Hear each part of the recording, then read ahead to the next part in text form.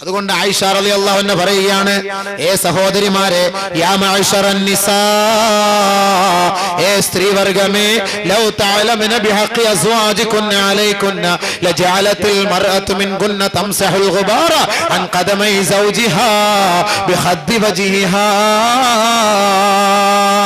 ബഹുമാനപ്പെട്ട പ്രവാചകന്റെ പ്രിയപത്നി മഹദിയായ ആയിഷ റളിയല്ലാഹു അൻഹ പറയുകയാണ്, ലോകത്തെ സ്ത്രീ രത്നങ്ങളെ നോക്കിക്കൊണ്ട് സ്ത്രീ സമൂഹമേ, ലൗ തഅലമന ബിഹഖി അസ്വാജികുന്ന അലൈകുന്ന, നിങ്ങൾക്കെങ്ങാനും ഭർത്താക്കന്മാരുടെ ഉത്തരവാദിത്വങ്ങളെ കുറിച്ച് നിങ്ങൾ മനസ്സിലാക്കിയിരുന്നുവെങ്കിൽ, നിങ്ങൾ മനസ്സിലാക്കിയിട്ടില്ല എന്നർത്ഥം, നിങ്ങൾ ഭർത്താക്കന്മാരോടുള്ള കടപ്പാടിനെ കുറിച്ച് മനസ്സിലാക്കിയിരുന്നുവെങ്കിൽ, ഹേ സഹോദരിമാരെ, ലജഅലത്തിൽ മർഅതു മിൻകുന്ന, നിങ്ങളിൽപ്പെട്ട സ്ത്രീ വർഗമാകുമായിരുന്നു, തംസഹുൽ ഗുബാറ അൻ ഖദമൈ സൗജിഹാ ബിഖദ്ദി വജ്ഹിഹാ, നിങ്ങളുടെ കർണപുടം കൊണ്ട്, നിങ്ങളുടെ നെറ്റി കൊണ്ട്, നിങ്ങളുടെ നാവ് കൊണ്ട് ഭർത്താവിന്റെ കാലിന്റെ കീഴിലുള്ള പൊടിപടലങ്ങൾ നിങ്ങൾ നക്കിയെടുക്കുമായിരുന്നു, ഒപ്പിയെടുക്കുമായിരുന്നു എന്ന് മഹദിയായ ആയിഷ റളിയല്ലാഹു തആല അൻഹാ. അങ്ങനെ ചെയ്താൽ പോലും ഭർത്താവിനോടുള്ള കടപ്പാട് ഒരു ഭാര്യയ്ക്ക് പൂർത്തീകരിക്കാൻ കഴിയില്ല എന്നാണ് ഈ ഹദീസിന്റെ സാരം. റളിയല്ലാഹു അൻഹു നബി തങ്ങളോട് ചോദിച്ചു, മാ ഹഖ്ഖു സൗജതി അഹദിനാ അലൈഹി, നബിയേ, ഞങ്ങളുടെ ഭാര്യമാരോട് ഞങ്ങൾക്കുള്ള കടപ്പാട് എന്താണ് യാ റസൂലല്ലാഹ്? അതൊന്ന് മനസ്സിലാക്കിയിട്ട് എഴുന്നേറ്റ് പോയിക്കോണം കേട്ടോ. എഴുന്നേറ്റ് പോകല്ലേ, ഇത്തിരി എന്തായാലും പുലൂസ് തന്നിട്ട് പോണേ പാവത്തുങ്ങള്. അതുകൂടെ ഒന്ന് കേട്ടോളി, അതുകൂടെ ഒന്ന് കേട്ടോളി. ഇല്ലെങ്കിൽ അവത്തുങ്ങൾ ആ മദ്രസയ്ക്കകത്തിരുന്ന് ഭ്രാവുമായിരിക്കും. ഉറക്കത്തിലാണോ ദിക്റിലാണോ ഫിക്റിലാണോ അല്ലാഹ്ക്കറിയാം, അങ്ങോട്ട് പോയി നോക്കിയാൽ അറിയാം. ഉണർന്നിരിക്കുന്ന ഏതെങ്കിലും ഒരു സഹോദരിമാരൊന്ന് തട്ടി കൊടുത്തേരെ, ഉണർത്തിയരേതാ, അവരെ കുറിച്ചൊന്ന് പറയാൻ പോവാണ്. നബിയെ, ഞങ്ങളിൽപ്പെട്ട ഞങ്ങളുടെ ഭർത്താക്കന്മാരോടുള്ള ഉത്തരവാദിത്വം എന്തൊക്കെയാ, ഭാര്യമാരോടുള്ള ഉത്തരവാദിത്വം എന്തൊക്കെയാണ്? നബി സല്ലല്ലാഹു അലൈഹി വസല്ലം അല്ലാഹുവിന്റെ റസൂൽ പഠിപ്പിച്ചു കൊടുത്തു, നീ കഴിച്ചാൽ അവളെയും കഴിപ്പിക്കണം. ഭക്ഷിച്ചാല് മട്ടൻ ചാപ്സ് ഒക്കെ അടിക്കുമ്പോഴേ, ഒരു മട്ടൻ ബിരിയാണി ഒക്കെ അടിക്കുമ്പോൾ ഒന്ന് അവക്കൂടെ ഒന്ന് വാങ്ങിച്ചോണ്ട് കൊടുക്കണം. യാത്ര ചെയ്യുന്ന ഉടനീളം നീ അങ്ങോട്ട് നല്ല തിന്നും, മട്ടനും ചിക്കനും ചില്ലി ചിക്കനും. ഇവക്ക് ഒരുമാതിരി പോസ്റ്റ്മോർട്ടം ചെയ്ത ചാള തിന്ന് ഇവത്തിങ്ങളുടെ സ്വഭാവം, ചാളയുടെ ശരീര വേർപ്പിന് പോലും മീൻ്റെ ഈ ചാളയുടെ നെയ്യുടെ വാടയാണ്. അങ്ങനെ ഒരവസ്ഥ. അവത്തുങ്ങൾക്ക് ഇത്തിരി വല്ലപ്പോഴൊക്കെ മട്ടനൊക്കെ വാങ്ങിക്കൊടു. അവത്തുങ്ങൾ ഇച്ചിരി ഇറച്ചി ഉഷാറായിട്ട് തിന്നുന്നത് ഒലഹി ഇറക്കുന്ന ദിവസമാണ്. അവിടുന്ന് ഇവിടുന്ന് എല്ലാം കൊണ്ട് ഫ്രീ ആയിട്ട് ഇഷ്ടം പോലെ ഇട്ട് കൊടുക്കുക. അതുകൊണ്ട് വല്ലപ്പോഴൊക്കെ ഇത്തിരി ഇറച്ചി വാങ്ങിക്കൊടുക്കുക. നീ നല്ലത് കഴിക്കുമ്പോൾ അവളെയും കഴിപ്പിക്കണേ. നീ വസ്ത്രം ധരിച്ചാൽ അവളെയും ധരിപ്പിക്കണമേ. അതുകൊണ്ട് നീ ജീൻസ്, ഇറിയ ജീൻസ് ഇട്ട് അരക്കുപ്പായ ഇട്ടാല് അവളെ അതേപോലെ ഇട്ട് കൊടുപ്പിക്കണം എന്നാണ് അതിന്റെ അർത്ഥം. അവിടെ ഇടങ്ങേറ്. ഉസ്താദ് അങ്ങനല്ലേ പറഞ്ഞേ, നീ ജീൻസ് ഇട്ട ജീൻസിനോട്ട് കയറൂല, ഗ്രീസ് വരണം മുട്ട് മുതൽ ഇടുപ്പ് വരെ, എന്നാലേ അതിങ്ങോട്ട് മുകളിലോട്ട് കയറുള്ളൂ. അപ്പൊ ഇത് നീ വാങ്ങി അവക്ക് കൊടുക്കണമെന്ന് അതിന്റെ അർത്ഥം. എന്നിട്ട് ഒരു ടീഷർട്ടും, ഇവക്ക് ഒരു ടീഷർട്ട്, 45 വയസ്സായ ഉമ്മാക്ക് ടീഷർട്ടും ഈ ജീൻസോട് ഇട്ട് കൊടുത്തോളം രംഗം എന്തായിരിക്കും? അല്ലാഹ്, പുതിയ വീട് വെക്കുന്നിടത്ത് കൊണ്ട് കണ്ണുവിടാതിരിക്കാൻ നിർത്താൻ കൊള്ളാം, അതിനു വേണ്ടി കൊണ്ട് നിർത്താം. ഇതങ്ങോട്ട് മേടിച്ചു കൊടുക്കാം. നിനക്ക് വേണമെങ്കിൽ വന്നിട്ട് കാണണമെന്ന് ആഗ്രഹം ഉണ്ടെങ്കിൽ ഇട്ട് കൊടുത്തിന്റെ വീട്ടിൽ നീ മാത്രം ഇട്ട് കണ്ടോ, അത് വെളിയിലോട്ട് പറഞ്ഞു വിടല്ലേ. പെണ്ണുങ്ങളുടെ കുറെ വസ്ത്രങ്ങള് താഴേന്ന് കീർക്കം തുടങ്ങി ഇടുപ്പ് വരെ കീറിയ സ്ലിറ്റ് എന്ന് പറയുന്ന ഒരുമാതിരി ചുരിദാറ്, അല്ലാഹു അക്ബർ, അടിവസ്ത്രം വരെ കാണാം. ബസ്സിൽ കയറിയാൽ പിന്നെ അങ്ങനെ പൂവാലന്മാര് പറയുന്നത് മാറുന്നത്. ബഹുമാനമുള്ള സഹോദരിമാരെ, നെറികെട്ട വൃത്തികെട്ട വസ്ത്രം, നാളെ അള്ളാന്റെ ശാപം നീ ഏറ്റുവാങ്ങണ്ട. ഇതൊക്കെ വെട്ടി വെട്ടി വെട്ടി വെട്ടി താഴെ 2000 ആണ്ട് മുതൽ വെട്ടാൻ തുടങ്ങിയത് ചുരിദാറിന്റെ സൈഡിൽ. ഇപ്പൊ 2009 ആയപ്പോ ഇവിടം വരെയായി. 2013 വഴി കശം വരെയാവും. കടമറ്റത്ത് കത്തനാരിടുന്ന കുപ്പായം പോലെ അവസാനം പെണ്ണുങ്ങള് ഒരു നല്ല കാറ്റെങ്ങാനും അടിച്ചു കഴിഞ്ഞാല് കാറിന്റെ ബോണറ്റ് പൊങ്ങുന്ന പോലെ ഫ്രണ്ട് ഭാഗം, ഡിക്കി പൊങ്ങുന്ന പോലെ ബാക്ക് ഭാഗം. പിന്നെ എന്തായിരിക്കും അവസ്ഥ? കണ്ണുവിടാതെ ഒരു ഭൂതത്തെ നിർത്തിയിരിക്കുന്നതാ. PT ഉഷയുടെ അതേ കോലമാവും പിന്നെ നമ്മുടെ കൊണ്ടാട്ടിമാരുടെ അവസ്ഥ അല്ലേ? ഉസ്താദിന്റെ കൊണ്ടാട്ടിയുടെ അവസ്ഥ ഇതായിരിക്കും. അള്ളാഹ് കാത്തു രക്ഷിക്കട്ടെ. ആ ഒരു അവസ്ഥയൊക്കെ വരാതെ പടച്ചവനെ നീ ഞങ്ങളെ കാത്തു രക്ഷിക്കണേ അല്ലാ. നാണമില്ലേ പെണ്ണെ ഇങ്ങനെ നീ ഇത്രയും വെട്ടി മുറുക്കിക്കൊണ്ട് നടക്കാന്? ഇച്ചിരി തയ്ച്ച് താഴോട്ട് മുട്ടുവരെങ്കിലും തയ്ച്ചുകൊണ്ടിട്ട് നടാം. നാണമില്ലേ, വൃത്തികേട്. അതുകൊണ്ട് നല്ല വസ്ത്രം വാങ്ങിക്കൊടു. നീ ധരിച്ചാൽ നല്ലത് ധരിപ്പിക്ക്. നീ മുഖത്തടിക്കല്ലേ. ഇപ്പൊ വേറെ എവിടെയെങ്കിലും അടിക്കാവോ? പുറത്തിട്ട് കൊടുക്കാവോ ഉസ്താദെ? അടിക്കല്ലേന്ന് സാരം, അതൊക്കെ നേരത്തെ പറഞ്ഞു കഴിഞ്ഞു. ഇനി അതിനായിട്ട് പോസ്റ്റ്മോർട്ടം ചെയ്യാൻ നിൽക്കണ്ട. നബി സല്ലല്ലാഹു അലൈഹി വസല്ലം തങ്ങൾ പറഞ്ഞു, നിങ്ങൾ ആര് നിങ്ങളുടെ ഭാര്യമാരെ സംശയിക്കരുത്. സംശയിച്ചുകൊണ്ട് ഭാര്യ മാത്രം താമസിക്കുന്ന വീട്ടിൽ നിങ്ങൾ ഒറ്റയ്ക്ക് വന്ന് കതവിൽ മുട്ടല്ലേ എന്ന് സയ്യിദുനാ റസൂലുള്ളാഹി. ഒറ്റയ്ക്ക് വന്ന് കതവിൽ മുട്ടല്ലേ എന്ന്, ഭാര്യ മാത്രം താമസിക്കുമ്പോൾ സംശയമായി പോകുന്നത്. സംശയിക്കരുത്. ഭാര്യമാരെ കുറിച്ച് നിനക്കൊരു വിശ്വാസം വേണം, അത് തെറ്റാണ്. സംശയിക്കുന്നവൻ മൂഢനാണ്, വിഡ്ഢിയാണ്. വലാ തദ്രിബിൽ വജ്ഹ, മുഖത്തടിക്കരുത്. വലാ തുഖബ്ബിഹ്, വൈരൂപ്യം വരുത്തരുത്. മോശമായ വാക്കുകൾ പറഞ്ഞ് അവളെ നീ നിന്ദിച്ചു കളയരുത്. വലാ തഹ്ജുർ ഇല്ലാ ഫിൽ ബൈത്ത്, വീട്ടിൽ വെച്ചല്ലാതെ അവളോട് മിണ്ടാതെയും ഇരിക്കരുത്. ഭർത്താക്കന്മാരോടുള്ള ഉത്തരവാദിത്തമാണ്. ഉത്തരവാദിത്തം നിറവേറ്റാൻ അല്ലാഹു തൗഫീഖ് നൽകുമാറാകട്ടെ. ഇങ്ങനെ ഈ ഉത്തരവാദിത്തമൊക്കെ നിറവേറ്റി രണ്ടുപേരും സന്തോഷത്തോടു കൂടി മരിച്ചുപോയാൽ ഈ കല്യാണം എവിടെ ചെന്നെത്തും? സ്വർഗം വരെ ചെന്നെത്തും.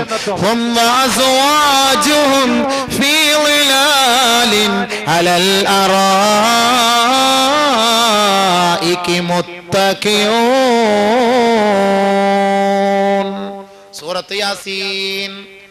ഇങ്ങനെ സന്തോഷകരമായ ജീവിതം നയിച്ച് ഭാര്യ ഭർത്താവിന്റെ ഉത്തരവാദിത്വം മനസ്സിലാക്കി, ഭർത്താവ് ഭാര്യയുടെ ഉത്തരവാദിത്വം മനസ്സിലാക്കി, ചെറിയ ചെറിയ അസ്വസ്ഥതകളൊക്കെ ഉണ്ടായാൽ അതെല്ലാം അഡ്ജസ്റ്റ് ചെയ്ത് ഹലാലായ നിലയിൽ, ഖൈറായ നിലയിൽ, നല്ല നിലയിൽ അള്ളാഹുവിന്റെയും റസൂലിന്റെയും തൃപ്തി കാംക്ഷിച്ചുകൊണ്ട് കുടുംബജീവിതം നയിച്ച് ലോകത്തോട് വിട പറഞ്ഞാൽ ദുനിയാവിൽ നിങ്ങൾക്ക് രസിക്കാൻ പറ്റാത്ത രസങ്ങളുമായി, ദുനിയാവിൽ നിങ്ങൾക്ക് കിട്ടാത്ത ഭവനങ്ങളുമായി, ദുനിയാവിൽ നിങ്ങൾക്ക് ലഭിക്കാത്ത സമ്പത്തുകളുമായി അല്ലാഹു നിങ്ങൾക്കതാ സ്വർഗത്തിൽ ഒരു ഉന്നതമായ സ്ഥാനം വാഗ്ദാനം ചെയ്യുകയാണ്. ഹും വസ്വാജുഹും ഫീ ളിലാലിൻ അലൽ അറായികി മുത്തഖിഊൻ. അവർ അവരുടെ ഭാര്യമാരോടൊപ്പം സ്വർഗത്തിന്റെ ആട്ടുകട്ടിലിൽ ഊഞ്ഞാലിലിരുന്ന് ഊഞ്ഞാലാടിക്കൊണ്ട് സന്തോഷിച്ചു കൊണ്ടിരിക്കും അത്രേ. ഭാര്യയും ഭർത്താവും സ്വർഗത്തിൽ ആനന്ദിച്ചു കൊണ്ടിരിക്കുമ്പോൾ ഭാര്യയുടെയും ഭർത്താവിന്റെയും ഒരാഗ്രഹമാണ്, നമ്മുടെ മക്കളെ കൂടി കിട്ടിയാൽ, നമ്മുടെ വാപ്പയെ കൂടി കിട്ടിയാൽ, നമ്മുടെ ഉമ്മയെ കൂടി കിട്ടിയാൽ, നമ്മുടെ കുടുംബത്തിൽ കുറ്റിവട്ടത്ത് നമ്മൾ താമസിച്ചിരുന്ന വീട്ടിൽ എങ്ങനെ സന്തോഷത്തോടെ താമസിച്ചോ അതേപോലെ ഇവിടെയും താമസിക്കാൻ ഒരു സൗഭാഗ്യം അല്ലാഹു നൽകിയെങ്കിൽ എന്ന് ആശിക്കുന്ന ഭാര്യയും ഭർത്താവിന്റെയും അരികിലേക്ക് അതാ മലക്കുകൾ വന്നിട്ട് ചോദിക്കുന്നു, എന്തേ നിങ്ങൾ കിന്നാരം പറഞ്ഞത്? അല്ല, ഞങ്ങള് നാട്ടില് നല്ല ഞങ്ങളുടെ വാപ്പ ഉമ്മ ഞങ്ങളുടെ മക്കള് കുഞ്ഞുമക്കള് കൊച്ചുമക്കളൊക്കെ ആയിട്ട് കളിച്ചിരുന്നു. ഇപ്പൊ ഞങ്ങൾ രണ്ടുപേരും മാത്രമേ ഉള്ളല്ലോ, അവരെയും കൂടെ കിട്ടിയാ കൊള്ളായിരുന്നു. ഓഹോ, അതാണോ നിങ്ങൾ കിന്നരിച്ചത്? ദാ പിടിച്ചോ. റബ്ബനാ വഅദ്ഖിൽഹും ജന്നാതി അദ്നില്ലതി വഅദ്തഹും വമാ സ്വലഹ മിൻ ആബാഇഹിം وأزواجهم وذرياتهم والملائكة يدخلون عليهم من كل باب سلام عليكم بما صبرتم فنعم عقبى الدار. മലക്കുകളെ ദുആ ചെയ്യുന്നു, പടച്ചവനെ ഇവരുടെ മാതാക്കളെ ഇങ്ങോട്ട് എത്തിച്ചുകൊട്, ഇവരുടെ പിതാക്കളെ എത്തിച്ചുകൊട്, ഇവരുടെ ഭർത്താക്കന്മാരെ, ഇവരുടെ ഭാര്യമാരെ, ഇവരിഷ്ടപ്പെട്ട സന്താനങ്ങളെ, ഇവരുടെ നേരത്തെ മരിച്ചുപോയ കുട്ടികളെ, ഒരുമിച്ച് മരിച്ചുപോയ കുട്ടികളെ, ആക്സിഡന്റിൽ മാതാപിതാക്കളോടൊപ്പം മരണപ്പെട്ടു പോയവരെ, മാതാപിതാക്കൾ ആദ്യം മരിച്ചു വന്നു, പിന്നീട് മക്കൾ മരിച്ചല്ലോ, അല്ലാഹുവേ ഇവരുടെ മക്കളെ എല്ലാം നീ ഇങ്ങോട്ട് എത്തിച്ചു കൊടുക്കു തമ്പുരാനേ. ഈ മലക്കുകൾ ദുആ ചെയ്യേണ്ട താമസം അതാ ഊഞ്ഞാലിന്റെ സമീപത്തേക്ക്, സ്വർഗത്തിന്റെ ആരാമത്തിലേക്ക് സന്തോഷകരമായ കുടുംബജീവിതം നയിച്ച, അള്ളാഹുവിന്റെയും റസൂലിന്റെയും ഇമാമീങ്ങൾ പറഞ്ഞ പ്രകാരം ജീവിച്ച, മുത്തഖീങ്ങളായി ജീവിച്ച, മുഅ്മിനീങ്ങളായി ജീവിച്ച, സാലിഹീങ്ങളുടെ വഴികളെ പിൻപറ്റി ജീവിച്ച ഈ കുടുംബക്കാരും മക്കളും എല്ലാം ഓടിയെടുക്കുമ്പോ മലക്കുകൾ പറയും സലാമുൻ അലൈക്കും, എല്ലാ എല്ലാരും നിങ്ങൾക്ക് ഇപ്പൊ കിട്ടിയില്ലേ, വന്നില്ലേ? അള്ളാന്റെ വാഗ്ദാനം പൂർത്തിയായില്ലേ? നിങ്ങൾ ക്ഷമിച്ചിരുന്നതിന്റെ ഫലം ഇപ്പോൾ ആസ്വദിച്ചില്ലേ? ഇനി ഞങ്ങൾ പോകട്ടെ. സലാമുൻ അലൈക്കും, നിങ്ങൾക്ക് ശാന്തി സമാധാനം. നിങ്ങൾ ക്ഷമിച്ച് ദുനിയാവിൽ ജീവിച്ചതിന്റെ പേരിൽ ഫനിഅമ ഉഖബദ്ദാർ, ഈ വീട് എത്രയോ നല്ല ഭവനമായി നിങ്ങൾക്ക് മാറിയില്ലേ? അല്ലാഹു നിങ്ങളോട് ചെയ്ത വാഗ്ദാനം പൂർത്തിയാക്കി തന്നില്ലേ? നിങ്ങളുടെ ഉത്തരവാദിത്വം നിറവേറ്റാൻ മലക്കുകൾ എന്ന പേരിൽ ഞങ്ങളെ ഏൽപ്പിച്ച ജോലി ഞങ്ങളിപ്പോൾ ഇതാ നിങ്ങളുടെ മുന്നിലേക്ക് കൊണ്ടുവന്ന് പൂർത്തീകരിച്ചു തന്നില്ലേ? ഞങ്ങൾ ഇനി പോകട്ടെ. ഇനി നിങ്ങൾക്ക് മരണമില്ല, മരണമില്ല. സന്തോഷകരമായ ജീവിതം നയിച്ചോ.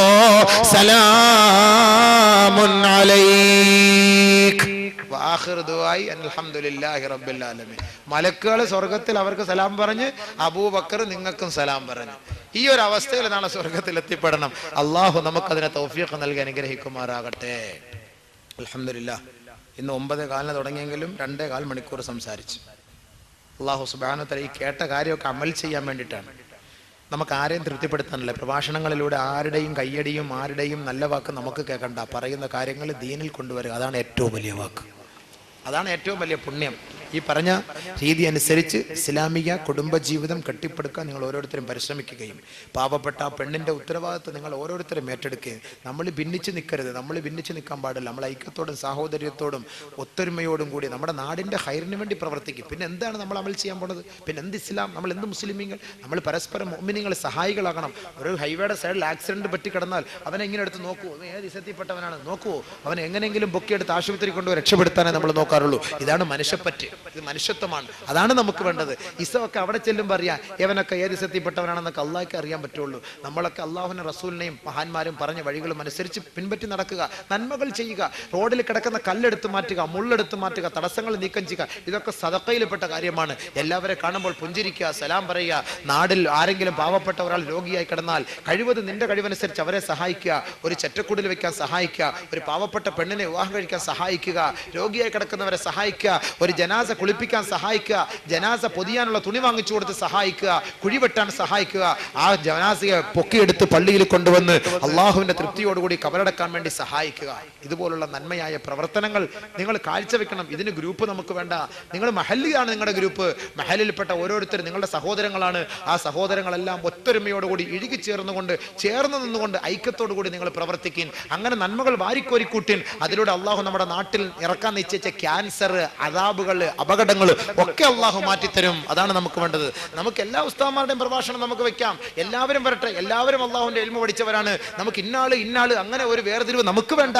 അത് അള്ളാഹുവാണ് തീരുമാനിക്കുന്നത്. ആരുടെ ആഖിബത്താണ് നല്ലത്, ആരുടെ ഈമാനാണ് ശരി, ആരുടെ നസീഹത്താണ് അള്ളാഹിന്റെ തൃപ്തിക്ക്, അതൊക്കെ അള്ളാഹ് അറിയുന്നവനാണ്. നമ്മളൊരു ഉസ്താദ് എന്ന നിലയിൽ, ഒരു ആലിം എന്ന നിലയിൽ, പണ്ഡിതൻ എന്ന നിലയിൽ നമ്മളെല്ലാവരെയും മാനിച്ചുകൊണ്ട് ബഹുമാനിച്ചുകൊണ്ട് ആരെയും നിന്ദിക്കാതെ, ആരെയും ഇകഴ്ത്താതെ, ആരെയും നികൃഷ്ടരാക്കാതെ എല്ലാവരുടെയും പ്രഭാഷണങ്ങൾ കേട്ടുകൊണ്ട് നല്ലത് നിങ്ങൾ ഇഷ്ടപ്പെട്ടത് തിരഞ്ഞെടുത്തുകൊണ്ട് നാടിന്റെ ഖൈറിന് വേണ്ടി നിങ്ങൾ പരിശ്രമിക്കുക, പ്രവർത്തിക്കുക. അള്ളാഹു ഈ അൽ അമീൻ എന്ന സംഘടനയെ നിലനിർത്തുമാറാകട്ടെ.